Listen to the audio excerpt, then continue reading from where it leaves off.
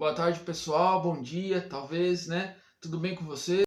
Espero que todos estejam muito bem, tá? Então, eu gravei esse vídeo aqui, como combinado, né? Também para auxiliá-lo aí na realização das tarefas que vocês vêm fazendo, né? Ao longo aí do bimestre, né? Logo já está no prazo de entregar o material do diário de aprendizagem. Então, eu, como combinado, estou fazendo esse vídeo aqui para vocês, tá? No primeiro vídeo que eu mandei, né, nós tratamos um pouquinho da história do Brasil, né, a questão da implantação do regime republicano, a questão da cidadania e a questão do voto, né, na chamada Primeira República. Neste segundo vídeo, o que nós vamos abordar? Nós vamos falar um pouquinho sobre a chamada história geral, né? Sendo que o nosso objetivo aqui vai ser chegar até a crise de 1929, que foi uma grande crise do sistema capitalista. Mas, pessoal, para que a gente possa compreender melhor, né, como que aconteceu essa crise de 29, que é abordada na atividade do diário de aprendizagem, nós precisamos compreender um pouquinho como se formou o sistema capitalista, ok? Obviamente, para a gente entender a crise do sistema capitalista de 1929, nós precisamos conhecer o que é o sistema capitalista e como ele se formou, tudo bem?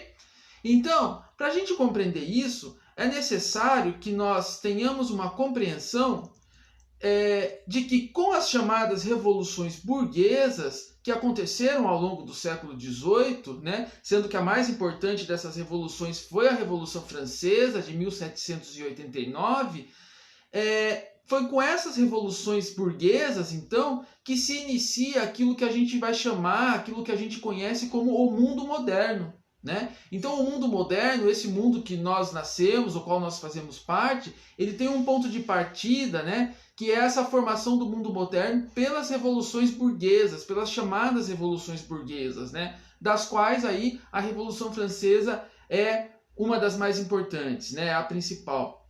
Mas o que eu quero dizer exatamente quando eu uso essa expressão de mundo moderno, né?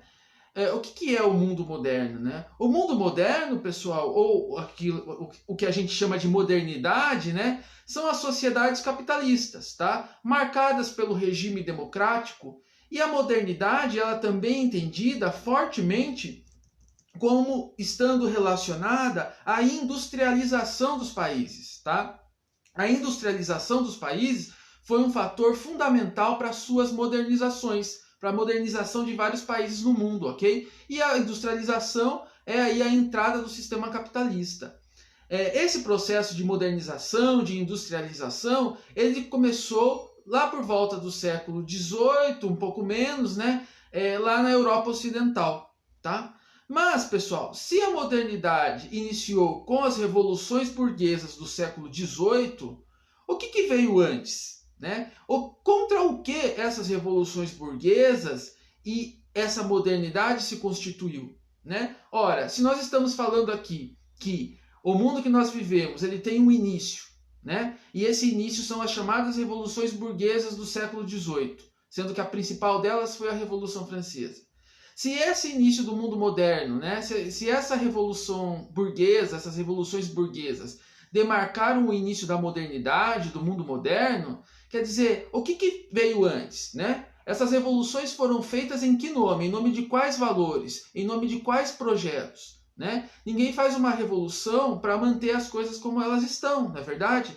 A revolução necessariamente vem para alterar um estado de coisas. Tá? Então, se aconteceram revoluções no século XVIII, nós estamos chamando de revoluções burguesas, contra o quê? Contra quais estados de coisas que essas revoluções surgiram e emergiram, né? Que mundo essas revoluções destruíram para construir o chamado mundo moderno? É isso que eu quero conversar um pouquinho com vocês nessa aula aqui, tá? As revoluções burguesas, então, dentre as quais aí de novo eu falo, a Revolução Francesa é a mais importante, elas tinham um objetivo que era o seguinte: destruir aquilo que eles conheciam, aquilo que eles chamavam por antigo regime, que é esse slide que está aqui mostrando para vocês. Tá? Antigo regime, pessoal, olha o nome já, antigo regime, foi o nome com que os revolucionários deram para esse momento que eles queriam destruir, para essa sociedade que eles queriam destruir. Tá? O Antigo Regime, então, é o nome pelo qual ficou conhecido a forma como as sociedades europeias estavam organizadas dentre os séculos XV e XVIII, ok?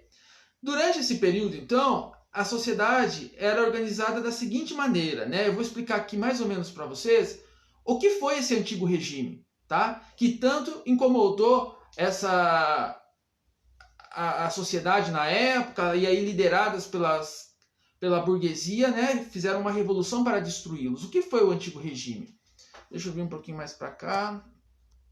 Olha só, pessoal. Do ponto de vista da sociedade, o que a gente vai ter? Como era a sociedade nesse chamado Antigo Regime? Era uma sociedade estamental, ou seja, uma sociedade dividida em categorias de pessoas, em faixas, em estamentos. A palavra estamento já traz para a gente a ideia de alguma coisa que é fixa, que é imóvel, ou seja, uma sociedade sem mobilidade social. No topo da pirâmide, vocês podem ver aí, né, dessa sociedade, estava quem? O monarca e o clero, né? Na camada intermediária dessa pirâmide, quem que estava? A nobreza, né? A nobreza possuidora de terras, a nobreza que não trabalhava, né? Que não pagava imposto, ou seja, tinha uma série de privilégios nessa sociedade do Antigo Regime. E na base da pirâmide, vocês podem notar aí, na base da pirâmide estão quem? O famoso povão, todos os outros, né? Mas aqui eu quero chamar a atenção de vocês para um detalhe que faz extrema diferença. Apesar de estar escrito aí o povo, então dá uma impressão de que são todos os outros, e de que todo o povo, então, que não faz parte da nobreza e não faz parte do clero, dá uma impressão de que esse povo é tudo a mesma coisa, né? Não. Dentro dessa terceira categoria, na base da pirâmide, onde está escrito aí o povo, estão grupos sociais também diferentes entre si, tá ok? Então você tem aí nessa categoria do povo, desde comerciantes que foram se enriquecendo muito, grandes comerciantes, que a gente vai conhecer eles como burgueses, a burguesia, mas também vai estar os camponeses, vai estar o campesinato, o trabalhador rural, né? Aquele cara que está lá trabalhando o dia inteiro nas terras da nobreza, tá? Então, essa categoria aí do povo não significa que eles têm a mesma posição social, tá? Há distinções dentro dessa última categoria aí também, tá? Essa sociedade aí, essa pirâmide, né, que eu estou mostrando para vocês, ela também é associada como primeiro estado, o topo da pirâmide, né, o clero e a monarquia, segundo estado, a nobreza, e terceiro estado, aí os demais, tá? Tudo bem? Pessoal, mas espera lá, né? Se a sociedade nesse mundo, né, do Antigo Regime, que não é o nosso mundo, é um mundo diferente do nosso, se essa era uma sociedade que estava dividida, que categorizava as pessoas, dividia as pessoas em faixas, em estamentos, né? Como que as pessoas aceitavam isso, né? Essa definição, pessoal, né, o lugar que cada um vai ocupar nessa pirâmide, ela era justificada pela igreja como sendo da vontade de Deus. Portanto, a ideia de que a posição que cada um ocupa nessa pirâmide é da vontade de Deus e não fruto das ações humanas. Portanto, é imutável, né? A primeira camada ali, o clero e a nobreza, ele tinha por função a relação com o divino, né? Eram os que oram, o clero, a igreja, né? A camada da nobreza, que é a camada intermediária, ela era vista como aqueles que guerreavam, iam à luta. Afinal, os nobres não trabalhavam, então eram os filhos desses nobres que saíam fazer as guerras aí de conquista, de terras, etc., né? E a base da pirâmide, naquela sociedade, era entendida como aqueles que trabalhavam para sustentar essa sociedade toda, tá? Então, pessoal, essa sociedade do Antigo Regime era uma sociedade em que as pessoas estavam divididas nesses estamentos. E essa desigualdade, era vista como algo natural. Ela era naturalizada porque as pessoas entendiam que a posição que cada uma delas ocupava dentro dessa pirâmide era a expressão de uma vontade divina, era a expressão de Deus. Então, se eu nasci na categoria do povo, né, junto com o camponês lá, eu deveria aceitar essa minha condição, não me rebelar contra ela, porque eu deveria entender que aquilo seria uma designação divina, que Deus me colocou nesse lugar. E, portanto, se Deus me colocou nesse lugar, eu não devo sair desse lugar, né? A mesma coisa o nobre, né? Se o cara nasceu lá, está nessa posição de nobreza, porque ele é um privilegiado por Deus. Deus gosta mais dele, fazer o quê? Né? Então, as pessoas viam dessa forma essa diferenciação social, tá? Essa desigualdade. Nesse mundo, pessoal, do Antigo Regime, nessa sociedade do Antigo Regime, não existe a ideia de cidadania. A ideia de que todos são iguais, como nós temos hoje, né? Ela não existe nesse mundo do Antigo Regime. Aqui, ao contrário, a desigualdade social e econômica ela era naturalizada pela influência das ideias da igreja. Tudo bem? Então aqui um panorama geral de como era o mundo nesse Antigo Regime, a sociedade. Olha só, do ponto de vista da política, então. Na política, pessoal, nós tínhamos aí o chamado absolutismo, né? Então prestem atenção na palavrinha absolutismo, absoluto. O absolutismo é a forma política do Antigo Regime, que significa que o Estado era comandado por um monarca com poderes absolutos.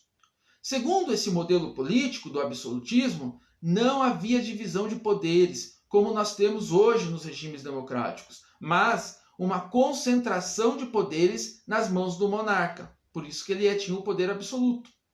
Então ele legisla, ele julga, ele executa, ele comanda o exército, ele comanda a economia, ok? E por isso que esse regime leva o nome de absolutismo.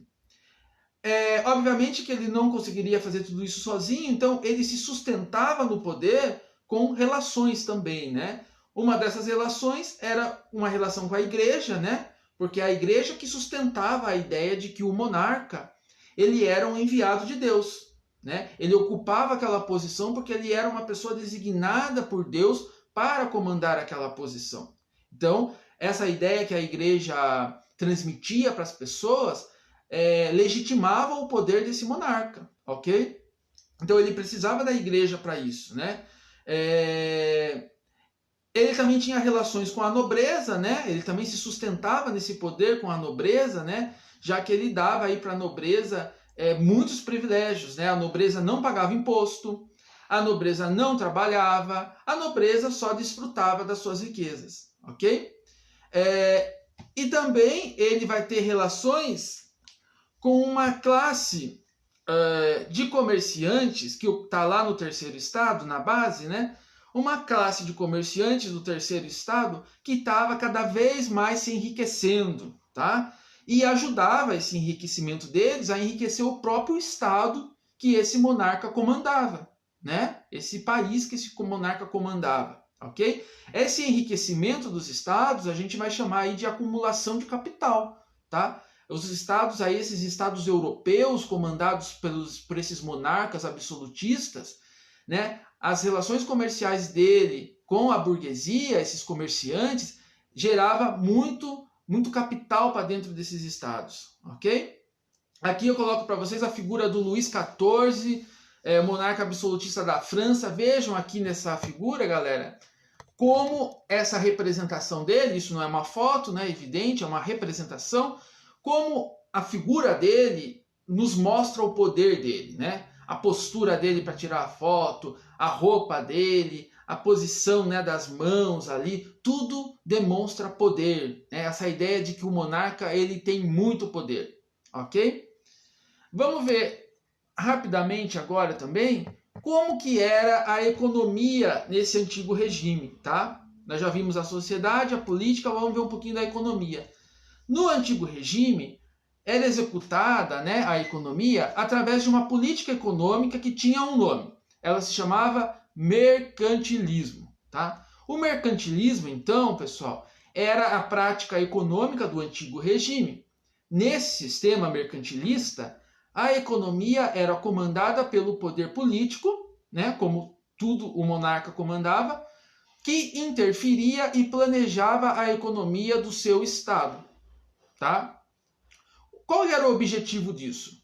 O objetivo disso era enriquecer cada vez mais o seu país, ou seja, acumular capital dentro do seu território. Para isso, o monarca se aliou a uma classe de comerciantes do terceiro estado que estava cada vez mais enriquecendo, a burguesia.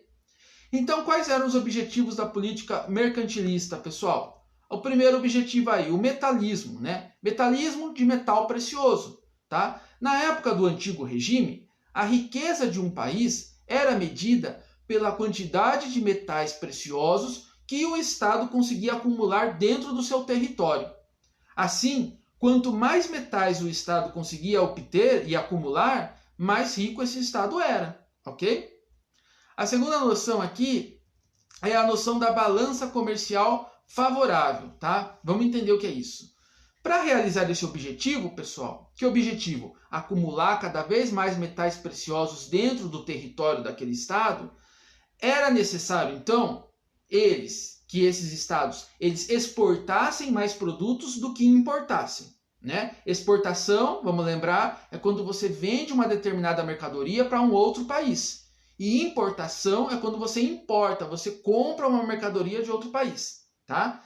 Então, quando se exporta um produto, ou seja, a gente vende esse produto para um outro país, esse país que está comprando, né, ele paga esse produto para a gente. Ou seja, entra metais preciosos dentro do território do Estado Nacional, percebe? E se entra metais preciosos dentro do território do Estado Nacional, esse Estado está aí fazendo uma política de acumular capital dentro do seu território. Agora, se acontece o contrário, né? Se você não tem um determinado produto dentro do seu Estado-nação e você tem que importar, ou seja, você tem que comprar de outro Estado-nação, se você tem que comprar, você tem que tirar metal precioso dentro do seu território para pagar, né? Então, aí, nesse caso da importação, você vai estar mandando seus metais preciosos para fora do território do Estado-nação. E isso ninguém queria, tá? Então, o objetivo era sempre exportar mais do que importar. Tudo bem? Outra característica aí da política econômica do antigo regime, para a gente recordar, né, era o colonialismo, né? O colonialismo ele foi o nome dado às invasões de territórios que foram tomados pelos estados europeus nas Américas, como no nosso caso aqui. O Brasil foi um território que foi tomado pelos portugueses, né? E foi colonizado durante mais de 300 anos. Então, pessoal, através da colonização das Américas, ou seja, quando esses estados europeus tomam posse, invadindo, né, esses territórios aqui no continente americano, tomam posse deles arbitrariamente, esses estados europeus eles acham uma forma de acumular metais preciosos também dentro dos seus territórios lá na Europa, através da colonização da América, tá? Como que eles fazem isso, né? A colonização, né? Eles utilizavam esses territórios que eles haviam tomado nas Américas para a produção de mercadorias, de gêneros de primeira necessidade, agrícolas, né, sobretudo, e produziam aqui nas Américas esses gêneros, revendiam na Europa, né? E com essa revenda para outros estados europeus, eles acumulavam capital dentro do seu território também, né? Então aí o Brasil produziu, por exemplo, açúcar para vender no território europeu para enriquecer Portugal, café, né? A própria mineração também, né? Ou seja, a exploração desse território aqui no continente americano para enriquecer os estados nacionais europeus, para acumular capital para esses estados nacionais europeus, tá? Além da colonização, né, o próprio tráfico de pessoas, né, que eram escravizadas em África, era também uma fonte de acumulação de capital para esses estados europeus, tá? Então, além da venda dos produtos que eram aqui produzidos na Europa para enriquecer os estados europeus, o próprio tráfico de pessoas, tá? A escravização de pessoas na África para trabalharem como escravos era também uma grande fonte de lucro aí para esses países, tudo bem? Então, esse enriquecimento dos estados nacionais europeus foi feito aí a partir da dizimação de muitos povos indígenas, né, que moravam aqui, a tomada desse território, a exploração dos recursos naturais do continente americano para enriquecer os estados europeus e o tráfico e escravização de pessoas africanas para trabalharem como escravas nessa produção colonial, Tudo bem, pessoal? Então olha aí o custo, né? O custo humano do enriquecimento, da acumulação de capital para esses estados europeus. Pessoal, à medida que essa classe de comerciantes que executava tudo isso, né, todo esse sistema colonial, mercantilista, a burguesia, né, à medida que essa classe de comerciantes, né, que executava essa política econômica do antigo regime, ela foi se enriquecendo e sustentando economicamente aquela sociedade, os estados nacionais europeus, essa classe que a gente chama de burguesia, ela vai percebendo que apesar de ela ter um poder econômico, né, ela não obtém um poder político e um poder social, tá? Visto que a estrutura social do antigo regime, ela relegava a essa burguesia, a esses comerciantes, um papel sem prestígio naquela pirâmide lá. Afinal de contas, a burguesia, essa classe de comerciantes, eles ocupavam a base da pirâmide junto com os camponeses, junto com o resto das pessoas, né? E eles não tinham privilégios, como tinha a nobreza, por exemplo, a nobreza que não trabalhava, não produzia nada, não pagava imposto, ou seja, e tinha prestígio social, né? E a burguesia que produzia, que gerava riqueza, né, se via aí num lugar desprestigioso para eles, né? Então eles foram percebendo que eles tinham o poder econômico, que eles que sustentavam esse mundo do antigo regime, mas não tinham prestígio social e não tinham poder político, tá? Então, pessoal, basicamente é contra esse estado de coisas que as revoluções burguesas se ergueram na Europa ao longo do século XVIII. Se eles, os burgueses, já tinham o poder econômico, agora estava na hora de eles obterem o poder político e formularem uma sociedade com os seus valores. Ok?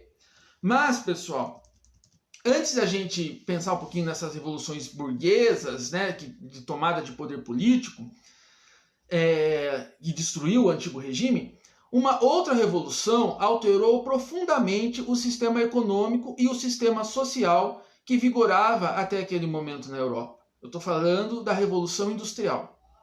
Tá? A Revolução Industrial, que ocorreu aí em meados do século XVIII, por volta de 1760, né? Ela criou o mundo da fábrica, né? A indústria moderna e a capacidade de produção em massa de produtos, né? Através da criação do consumismo também. Tudo bem? Como que era a produção antes da Revolução Industrial? Tá? Antigamente, a produção de mercadorias, né, ou seja, o próprio sistema econômico, né, ele era realizado apenas para suprir as necessidades daqueles que produziam. Então, o camponês, ele produzia ali no campo, né, plantava e tal, produzia para si e para sua família e também para cumprir com as suas obrigações feudais com a nobreza, né, que ele tinha que dar uma parte lá. O artesão, por seu turno, ele produzia também sob encomenda. Não havia no antigo regime, galera, a ideia de que se devia produzir produtos a mais, que a gente chama de excedentes, tá? Então não havia produção de excedentes, uma produção em massa para se vender num determinado mercado. A produção era, de um modo geral, para subsistência, ok? O processo, então, pessoal, da Revolução Industrial, ele acontece aí em 3 etapas, né? Vamos colocar aqui um pouquinho para a gente ver. Tá? Primeiramente, o artesanato, né? Que é quando o artesão lá, ele produzia um produto de uma maneira integral, ou seja, ele produzia aquele produto do começo ao fim. Aquele produto que ele fazia, né, através do artesanato, ele era uma criação do artesão, uma criação 100% do artesão. Era fruto da criação do trabalho desse artesão, tá?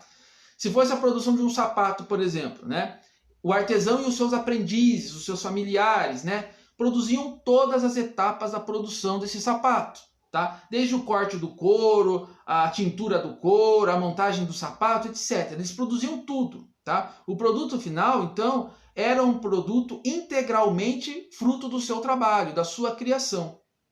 Pessoal, à medida em que os comerciantes passaram a adentrar aí nesse campo de produção de mercadorias, né, nós temos a chamada manufatura. Né? A manufatura, então, é onde um comerciante ele passava a organizar essa produção e essa venda do sapato, por exemplo. Né? Ele recebia uma grande quantidade de pedidos, comprava a matéria-prima e daí ele administrava a produção, né? Ele dividia o trabalho, né? Ele distribuía essas matérias-primas para vários artesãos e a produção das etapas, né, da confecção daquele produto, ele dividia também. Então, cada família de artesão produzia uma etapa do produto. Então, o artesão não produzia mais integralmente aquele produto, tá? Ele produzia apenas uma determinada parte. O outro artesão produzia outra, criando assim uma espécie de divisão de trabalho e uma produção em série, tá? Uma produção dividida que possibilitava uma produção maior, de volume maior de sapatos, tá? E esse produto, então, já vai deixar de ser um produto fruto da criação, né, daquele artesão. Aquele produto já não sai mais dele, ele faz só uma etapa lá, ele nem sabe como que vai ficar aquele sapato. Mas esse sistema, né, possibilita então uma produção muito maior. E se ele produz mais, se aquele comerciante, né, que está administrando isso produz mais sapatos que uma família de artesão, ele vai poder vender esses sapatos mais barato, tá? Por fim, aí, a última etapa, né, que coroa aí a Revolução Industrial é a chamada maquinofatura, né, que é o surgimento da máquina, a máquina a vapor, aí, né, ajudando na produção de mercadorias. Né? Então, a maquinofatura, né, quando as máquinas possibilitaram concentrar a produção em um espaço único, que é a fábrica, o espaço da fábrica, né, com centenas de operários trabalhando na produção de mercadorias em massa para serem revendidas no mercado. Então, pessoal, essa transformação no sistema econômico, ela alterou profundamente as relações sociais e políticas também, criando duas novas classes sociais que passaram a dominar aí as relações sociais e políticas. De um lado, a burguesia, ou seja, aqueles capitalistas que compravam os meios de produção, eles tinham os meios de produção, as máquinas, o espaço da empresa para produzir, e os proletários, aqueles que não tendo mais condições de se sustentarem, né, pelo seu próprio trabalho, eles se veem obrigados a se empregar nessas fábricas, né, pois eles têm apenas o seu corpo, a sua força física para vender ao seu patrão para conseguir comer, né? Porque você imagina aquele artesão que produzia e vivia disso, né, de produzir e vender mercadorias da sua família, ele não tem mais como competir com uma fábrica produzindo centenas de milhares de sapatos, né? Então ele não tem mais. Então a única coisa que ele tem para poder produzir a sua existência, para sobreviver, é ir lá se empregar na fábrica do capitalista, ok? A Inglaterra, então, né, que foi a pioneira nessa Revolução Industrial, ela se concentrou na produção têxtil, né, produzindo nas fábricas aí produtos em massa para serem revendidos interna e externamente também, nos mercados consumidores, enriquecendo aí a burguesia, né, cada vez se enriquecendo mais, e os países também, mas às custas aí do empobrecimento e da exploração dos proletários, dos operários, né? Naquele momento, pessoal, não havia nenhum direito trabalhista e a jornada diária chegava a 16 horas por dia, de homens, mulheres e crianças, né? Também eles não recebiam um bom salário, era um salário de fome, não tinha dia de descanso, né? As condições também de moradia eram super precárias. Ou seja, a grande contradição desse modelo, né, do início desse capitalismo industrial, da indústria, é que o operário sequer tinha condições, na maioria das vezes, de consumir aquilo que ele mesmo ajudava a produzir, né? Então, ao mesmo tempo, é um sistema que trouxe muita riqueza para essa burguesia, mas afundou na miséria a maioria dos operários, que eram explorados para produzir essa riqueza para essa classe de comerciantes, para a burguesia, tá? Outra consequência importante aí da Revolução Industrial é o aumento da poluição, né? Desde o século XIX, né, o início aí da Revolução Industrial e o surgimento desse mundo moderno, né, a temperatura da Terra já subiu mais de 1 grau e ambientalistas alertam que se essa temperatura se elevar em mais 1 grau, o ser humano pode perder o controle sobre o clima do planeta, inviabilizando inclusive a própria vivência humana aqui na Terra, né, em cenários mais complicados. Então aí os efeitos dessa Revolução Industrial, tanto no meio ambiente, quanto na vida das pessoas, né, na sociedade, na vida do trabalhador, né?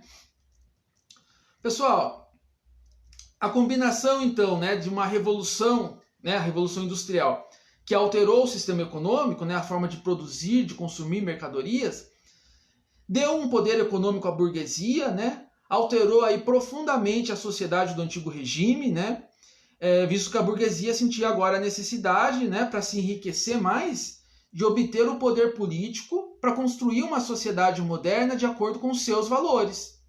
Tá?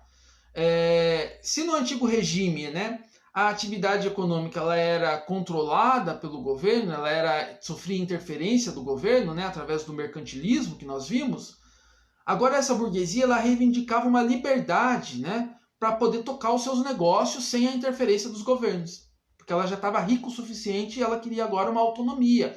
Ela não queria mais ficar presa à interferência dos monarcas, né? A sociedade do antigo regime é uma sociedade que o ócio era visto como virtude, né? A nobreza, ela era nobre, ela se achava, né, superior aos trabalhadores porque ela não trabalhava. Então, o ócio, né, o não trabalhar era uma virtude. E a burguesia vem com uma outra mentalidade, de que eu vou produzir para me enriquecer, e essa é a virtude do ser humano, né, nesse mundo que está surgindo aí. Então esse mundo já não cabia mais à burguesia, né? Só que ela vê, fala, eu que sustento tudo isso daqui, então agora eu quero um mundo à minha imagem e semelhança. Então, pessoal, para eles poderem ter o sucesso, né, o que eles precisavam fazer? Eles precisavam destruir essa organização política, econômica e social do antigo regime, né? E isso só foi feito através de uma revolução que reorientasse aí, né, a sociedade de acordo com os seus valores, com os valores burgueses, tá? Isso vai ocorrer com a Revolução Francesa, quando o antigo regime é destruído e a burguesia então sobe, aí ascende, né, a condição de classe dominante na política, né, na economia, na sociedade, na cultura, né? Ou seja, a classe dominante é a burguesia, ela destrói aquele mundo do antigo regime, aquela pirâmide social, né? E como é classe dominante, então, né, e aí que vão dizer, né, o nascimento do mundo moderno, né, do mundo que nós vivemos até hoje. Vou tomar uma água aqui.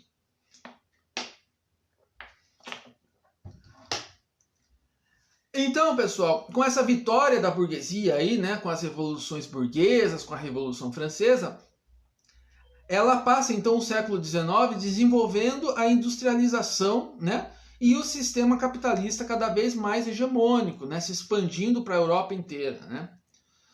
Tudo isso cercado de contradições em relação à classe operária, que de fato trabalhava, mas não tinha direito nenhum, né? E era super explorada aí. Essa primeira etapa do capitalismo, pessoal, que surge aí com a Revolução Industrial, nós chamamos de capitalismo industrial. Já no final do século XIX, lá por volta de 1870, percebe-se um avanço do sistema industrial, né, capitalista, que ficou conhecido como Segunda Revolução Industrial, né? Qual que é a característica dessa Revolução Industrial, dessa Segunda Revolução Industrial? Aqui, ó, uma leiturinha aqui, né? Charles Dickens, 1854, escreve um livro chamado Tempos Difíceis, em que ele conta um pouco a vida dos operários, né? Como consequência da Revolução Industrial, né? Então, olha só, aqui uma figura, né? Os operários ali todos jogados, maltrapilhos, né? Sujos, porque não tinham nenhuma condição de dignidade. Então, olha aqui, ó. A cidade industrial, né? Era uma cidade de tijolos vermelhos, ou que seriam vermelhos, se a fumaça e as cinzas o permitissem, tal como era. Porém, a cidade tinha tonalidades artificiais de vermelho e preto que lembravam os rostos pintados dos selvagens. Continha algumas ruas grandes, todas muito parecidas, e muitas ruas pequenas, ainda mais parecidas, habitadas por pessoas igualmente parecidas que chegavam e saíam todas às mesmas horas, fazendo o mesmo som nas mesmas calçadas, para fazer o mesmo trabalho e para quem todos os dias eram iguais, à véspera e ao dia seguinte, e todos eram a imagem do ano anterior e do subsequente. Quer dizer, essa vida sem surpresa, né? Essa vida, esse rompimento com a diversidade das pessoas, né? Das práticas, as pessoas vão para um lugar, vão para o outro, isso tudo vai acabando com a cidade industrial, né? Porque a vida das pessoas acaba sendo resumida a condição de operário, né? O cara vai lá, trabalha 18 horas por dia, né? Todo mundo vai lá, né? Ou seja, você tem uma massa de pessoas que a única coisa que sobrou da vida para eles foi trabalhar nas grandes fábricas para enriquecer um capitalista, um burguês que não lhe dava direito nenhum por essa produção de riqueza, né? Então aí as contradições dessa Revolução Industrial. Aqui uma alegoria da Revolução Francesa, né? Aqui você tem a figura da liberdade com a bandeira da França, né? A liberdade guiando o povo, né? Porque o slogan da Revolução Francesa, né? Liberté, égalité, fraternité, né? Liberdade, igualdade e fraternidade. Esses os valores que os burgueses aí fizeram a Revolução Francesa. Então, pessoal, questão da segunda Revolução Industrial, né? Nós temos aí a característica principal dela, né, é o surgimento da indústria pesada, né, porque até então a produção de têxteis era a indústria leve, surgimento da indústria pesada, a substituição do vapor pela eletricidade, produção de aço em larga escala, o que permitiu um desenvolvimento de um novo patamar de produção de mercadorias nunca antes vistas, né, por isso que foi uma segunda revolução. É aqui que surgem aqui meios de transportes como ferrovias, barco a vapor, telégrafo, telefone, automóvel. Ou seja, se a gente tivesse um túnel do tempo, né, e a gente fosse parar nesse mundo aí, nesse momento, a gente já ia se reconhecer, né, as facilidades da vida moderna, né, o telefone, o telégrafo, o automóvel, depois vem a invenção do cinema, quer dizer, tudo isso só foi possível graças ao salto da segunda revolução industrial, né. Desenvolvimento aí técnico e científico também, né? A física, a química, a engenharia sendo desenvolvidas, sendo criadas aí, né? Tudo para ajudar nessa produção muito vultosa de mercadoria, né? Todo esse progresso tecnológico também, pessoal, gerou uma aceleração do tempo, né?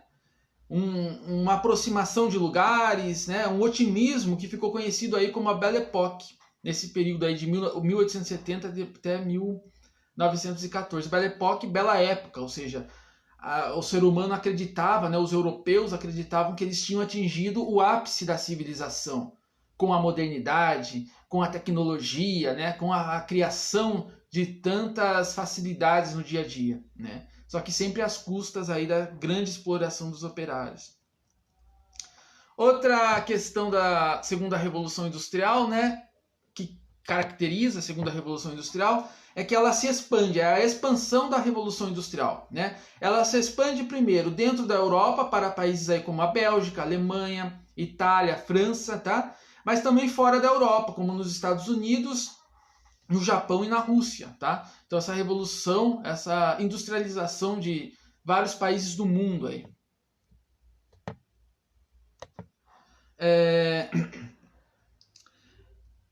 Esse movimento gerado então pela segunda revolução industrial transformou o sistema capitalista, né, que passou do capital industrial para o chamado capital financeiro e monopolista, tá? Mas o que é o capital financeiro e monopolista, né? Significa que o capitalismo industrial, ou seja, o cara já não tem mais apenas uma fábrica, o dono de uma fábrica, né?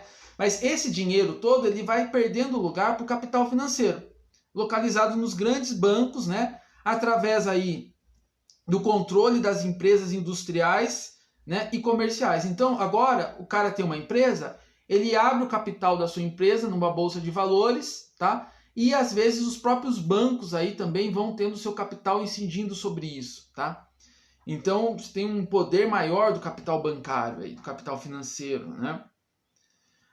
As finanças, então, aí conquistam aí essa supremacia aí sobre a produção, né, e sobre a circulação de mercadorias também. É um movimento também que fala da concentração de grandes empresas, né, através do monopólio, né? Esse monopólio procurava fraudar a liberdade da concorrência entre as empresas, né? Sendo que as maiores empresas e mais fortes, obviamente, conseguiam se impor em relação às empresas pequenas, né? Então, o surgimento aí dos cartéis, holdings e trusts, né? Vamos ver um pouquinho o que é isso.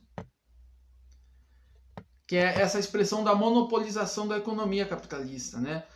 Trust, pessoal, é quando empresas do mesmo ramo, né, elas passam por um processo de fusão, né? Elas se juntam, né? E passam a controlar um mercado. Então, vamos pensar, por exemplo, se tem um grande banco, dois grandes bancos, ou então dois bancos médios, de médio porte. Eles se unem, eles se fundem, eles passam a ser um super banco. E daí eles vão ter muito mais poder em relação aos bancos menores. Então isso é um trust, tá? Cartéis, né? Cartel aí é um acordo de empresas para destruir outros concorrentes. Então 3 ou 4 empresas se unem, falam, ó, vamos botar o nosso preço lá embaixo. Os outros que não estão nesse acordo, eles não vão ter como competir com elas. Uma forma de monopólio, de monopolizar o mercado, tá? E as holdings, né? Que é quando uma grande empresa controla uma cadeia de outras empresas, né? Por exemplo, o Grupo Silvio Santos é uma empresa, é uma holding. Então, ele é uma empresa, mas ele tem dentro dele uma televisão, um banco, uma empresa de perfume, várias coisas, né? Aqui, olha só essa imagem. Quando a gente vai no supermercado e a gente vê tantas marcas, parece que existem muitas empresas produzindo, né? Parece que tem uma liberdade de empresas competindo entre si para ver quem oferece os produtos pelo menor preço para os consumidores, mas não. Na verdade, olha só, são grandes conglomerados empresariais, pouquíssimos, que controlam várias pequenas empresas, criando na gente, consumidor, uma ilusão de que nós vivemos numa concorrência muito grande de empresas no mercado, mas não é isso que acontece. O mercado ele é monopolizado, né?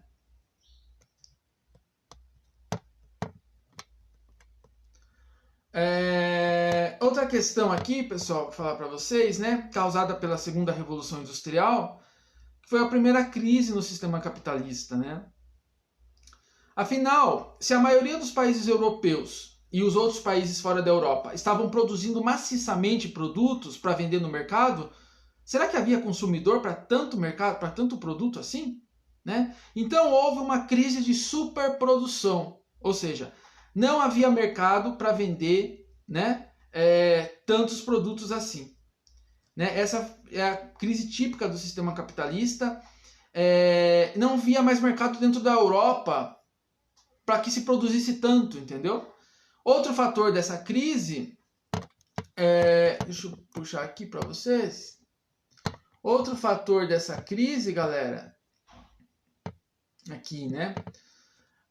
A escassez de matérias-primas para continuar a produzir mercadoria. Já não tinha mais matéria-prima na Europa para produzir de maneira industrial, né? Esse contexto problemático ele só foi solucionado aí com o desenvolvimento daquilo que a gente chama de neocolonialismo ou imperialismo. Vocês se lembram que colonialismo foi quando os estados europeus tomaram territórios aqui na América para produzir mercadorias para acumular capital dentro daqueles estados, né? Neocolonialismo, então, significa novo colonialismo, ou seja, uma nova etapa daquele colonialismo.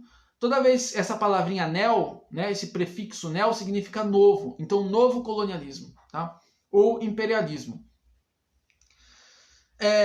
Então, olha só, o neocolonialismo então vai ser esse movimento de expansão das economias europeias pela África e pela Ásia, tá? Em busca do quê? Em busca de matéria-prima, ou seja, explorar os recursos naturais, em busca de novos mercados, tá? Para vender os seus produtos, em busca de novas opções de investimento dos seus capitais, né? E em busca também de dar um destino para o seu excedente populacional. Ou seja, o desenvolvimento capitalista tinha sido tão grande na Europa que já estava saturado, não tinha mercado, não tinha matéria-prima para produzir, né? Então eles fizeram esse movimento de expansão. Essas empresas, né, essas grandes empresas e governos, eles vão atrás de matéria-prima, de mercado para vender os seus produtos, né, de investimentos dos seus capitais nos países africanos e asiáticos. Tudo bem? O que acontece então? Eles submetem a maior parte do território da África e da Ásia, tá, como colônias europeias. Tomam para si novamente outras partes do território. Mas para acessar esses territórios todos, né, as potências europeias criaram aí uma verdadeira corrida colonial. né? Ou seja, essa expansão europeia em direção à África e à Ásia, que nós chamamos de neocolonialismo, imperialismo, ela não se deu também de forma pacífica, né? Os países europeus ficavam disputando entre si quem ia ocupar determinada região da África, quem ia ocupar determinada região da Ásia para explorar, tá? Olha só, vamos pegar o caso da África aqui. Olha só, algumas características, né, do neocolonialismo, né? Na Ásia você tem a invasão da China, da Índia, perdão, e a tomada também da China através da Guerra do Ópio, e o caso mais emblemático aqui é a Conferência de Berlim, em 1884, que os europeus simplesmente pegaram um mapa da África e dividiram entre si, como se aquilo fosse deles, né? Então olha aqui no mapa, né? As partes vermelhas, por exemplo, foram colonizadas pela França, né? Ali a Argélia também. Ali o roxo, né? Foi partes da África colonizadas pelos ingleses, né? Alemães, portugueses, espanhóis, todos eles dividiram a África entre si para poderem explorar os seus recursos naturais, para poderem gerar mais capital para os seus estados, tá? E isso foi à custa de muita violência, né? Dizimação de povos nativos africanos e asiáticos, destruição de costumes locais, né? Então foi um processo muito violento que só foi acabar em meados do século XX. Quais foram as consequências disso, pessoal? Uma ocidentalização do mundo, ou seja, a imposição dos costumes e da cultura europeia em outras regiões do planeta, tá? Isso à custa aí da dizimação de povos nativos. O rei da Bélgica, por exemplo, ele comprou um território, né? No Congo para ele usar como propriedade particular, né? Dizimando as pessoas que ali moravam, né? Então foi um processo de muita violência, né? E isso que a gente chama de choque de imperialismo, né? Ou seja, essa corrida colonial, os países europeus disputando que áreas que eles vão dominar para poder ter mercado, para poder se enriquecer mais. E isso foi a causa da Primeira Guerra Mundial, né, em 1914. Tá? Só para terminar aqui, outras consequências, né? Aqui vamos fazer uma comparação aqui, né, da exploração pelos europeus de outras partes do mundo, tá? Nós temos uma primeira fase, né, chamada Antigo Sistema Colonial, no século XVI até o século XIX, que foi feito através da política econômica do mercantilismo, que eu contei para vocês, e aconteceu nas Américas, né, que foi a colonização do Brasil por Portugal, né, a colonização aqui da América do Sul pela Espanha, dos Estados Unidos pela Inglaterra. E no século XIX, o neocolonialismo, né, novo colonialismo, ou imperialismo, que vai acontecer no século XIX e XX, através da política econômica do liberalismo, né, ou seja, quando a burguesia já tinha feito as suas revoluções. E vai acontecer na África e na Ásia. E isso gerou também uma chamada nova DIT, Divisão Internacional do Trabalho, né, onde você tem países industrializados, que foram chamados durante muito tempo de primeiro mundo, hoje já não se usa mais esse nome, mas durante muito tempo era assim que eram chamados. Hoje a gente já fala países desenvolvidos, né? Ou seja, países industrializados, que têm um capitalismo avançado, que é representado aí pela Europa e pelos Estados Unidos. Eles vendem produtos industrializados para países não industrializados, que antigamente se chamava Terceiro Mundo, que vai ser aí, sobretudo, né, a América Latina, a África e a Ásia. E essa região, né, vai vender o quê? Não tem produto industrializado. Eles vão ter que vender produtos da economia primária, né, matérias-primas, abastecendo esse país. Acontece que os produtos industrializados têm maior valor agregado do que produtos da economia primária, né, produtos de matéria-prima. Então, ou seja, economicamente há uma desvantagem muito grande, né, desses países não industrializados. E aí a gente pode entender um pouquinho da desigualdade social e econômica no mundo inteiro. Vamos. né, a gente pode compreender um pouquinho dessa desigualdade. Por que que o nosso país, o nosso continente, o continente africano, asiático, não estão tão desenvolvidos do ponto de vista do sistema capitalista em relação aos países europeus e os Estados Unidos. Tudo bem, pessoal? Daqui a pouco eu volto com um vídeo para a gente poder conectar isso à questão da crise de 29. Tá? Eu fiz isso como uma introdução, porque se nós não soubermos esses elementos, basicamente, porque isso aqui é muito básico, é uma revisão, não está detalhado, né? Mas se a gente não compreender esses fenômenos, nós vamos ter dificuldade para compreender a crise de 29, tá bom? Então, até daqui a pouco.